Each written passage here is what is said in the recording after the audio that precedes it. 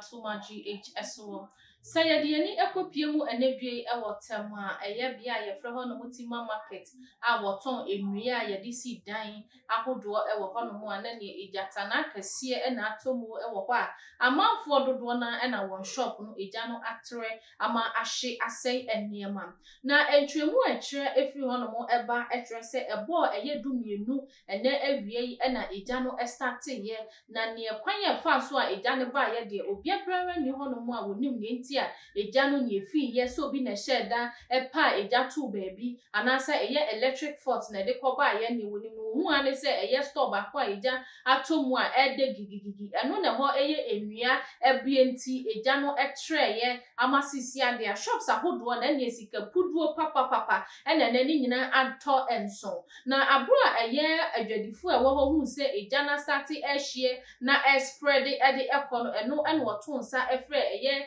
ejodum adumakuo no mbo modern se wo beba no mabeboa ama yedum eja no nanso abro a fire service for eba bedru ho na wo ka ba kwa wo de ba ye na nsuo na asase we eja na ndum ne toso mienu na asase we eja na ndum afei cars no wo pompi nsuo ni firi mu ade dum eja no na emomu wo boa ene na temamufu a wo ho won a woto ade adwadifo yi ubetimi anade ho agim emrantie ne mmabawa se ne wonso wo so a wo ho gu mo ne yebu nsuo no kura de gu bucket mu no wo de ko ne ehwie gusu se ne be ya wo betimi asevu amanfo dodo na sika etonso etompan esan se ye hwe ene oman Ghana mu a eye ahokyere ankasa na ekamia ye se adokoro eye Ghana man ya se oman no mu aye den a obi biara complain eye fu a ye tumo edwadi niema ya totoso enti wonya sika kakra bi se wodidi dwa na ne ensohwe enu nti dodo na ede wo ho akwahye eye banks ahodo mo magye loan a wode eye adwuma na nso se eja eba behye wo niema se yia ekwan be na befa so wo betimi atua eye banks no eka ama wonso omadada asitina mu atimi akoyie ede ama won na enu na yebopini ye ne yetwetwe nkomo ne ebisa se eye den na si ye eyewitness owo ho etre se eyade a wo hu ya ne se eja ato ho no mu a ehye nenso ekamia ye se emplemplen oba oman Ghana mu na ne ye market ahodo na esoso na ewo oman mu no bebre na eja atoto mo na anu kumase na wonso wo bia woto nnua na eja damu ene market mu na eja da ho no mo na anu ya nkasa na ne nanse ye no so eye takrade market na no so eja da ho no mo a se ya be pie Tema na no na Ghana fo bi mu ye se da bi o ekamia ye se yeti eja hihye ye beti na market we yahye ye beti na eja nam ha ye beti na eja to ha ni nyina eyade a ehye a na yebu ye ne eguso ni akwa kodum no na no makola ene enye jaketwa ede ya hihye amanfo eja pade amanfo abra won abo sika pudu a wode fa niema eton wo na da ko pe eja asɛn ni nyina adenti na eye security service wo man mu won bomoden ni wonya investigations emfa ho esanse wo hwɛ se ne eja hihye ewo afi 2022 a yesi mu ewo man Ghana mu a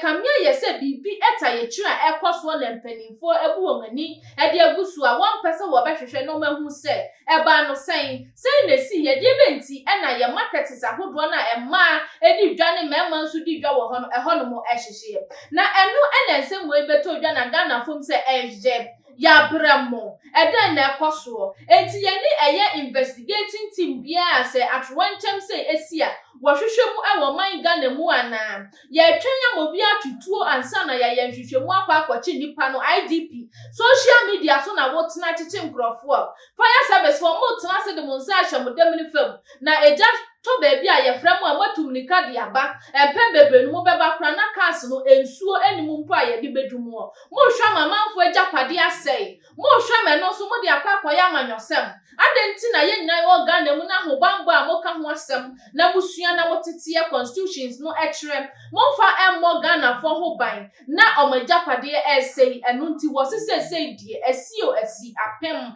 aboroso eyade a wosre omampani ni na ban all the security service won fo wo ho nyim kamia ye se ye marketer ehwehwe no enye kwa bibi na etaye twire esanse se wo hwe trend na efri ha na akwa efri ha na aba ha enu nti won follow no hwehwe mu se obi na wo hye da hye kyire na won ma manfo anu aduane e de aba won wo hia senkrofo business na de ono yire na o mama kwa enjoy why na aba won pa e ma wodi sa niema no anase adwadifo na nkasa carelessness omo nkasa ebo apayo eni da ho akwadworo enema bi a ensem fata se e wo se wo ye na omo ye na nam so e ma wo niema esei ehyehi esa enti sa de a na eho behia se ye de enhwehwemu ebeto akono so se ne obi etimi ebo modin ya etwisuo ya te se obi ayese ya yakwahwehwe no na yensa etimi akwachi no sanso e na ye investigation team no woto ho engu eye bia eja atoto ho no market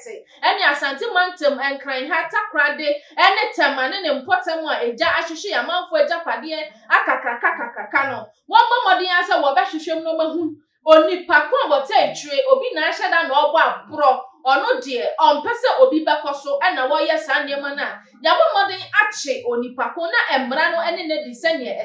esanse amanfo edwetre ehwe okom ebede enkrofo ma aban kaso bebo won nanso emo aban no ede boa se koba ne sa eye nadmofo ede ban enso ni kapre elutu wo se nadmofo monfa mo hunjim na momoa na yentimi enso no yebetimi aso no na ye die se dwadifo na kire se wo betiti won do won afa akwan temponso na ya ma mahu se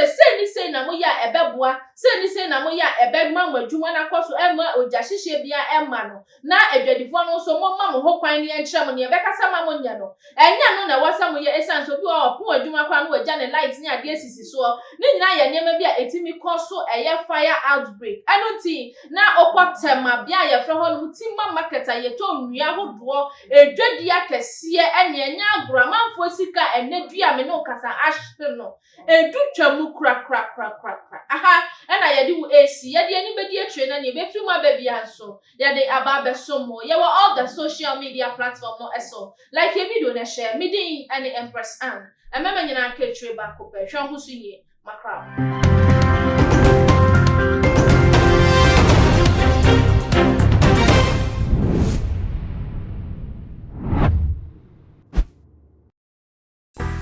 Theophilus Anani, so open the best media school in Ghana there, and a too much multimedia college. If we say a band equipment apapa,